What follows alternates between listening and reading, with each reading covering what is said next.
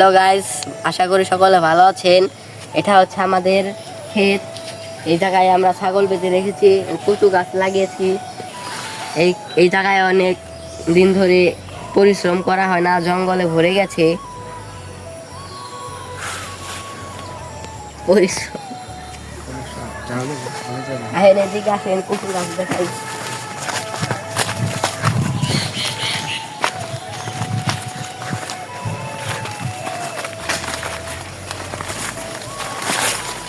দেখেন কচু গাছের কি অবস্থা, পরিষ্কার করা হয় না দেখে জঙ্গলে ভরে গেছে।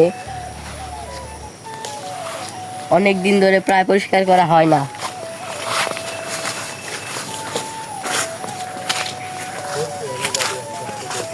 দাঁড়া গাছ লাগিয়েছিলাম, জঙ্গল কারণে দাঁড়া গাছগুলো নষ্ট হয়ে গেছে। দেখেন ওই যে বরকি দিয়ে দিয়ে খাওয়াচ্ছি দাঁড়া গাছগুলো। দেখেন ভিডিওটি ভালো লাগলে লাইক আর সাবস্ক্রাইব করে দিবেন।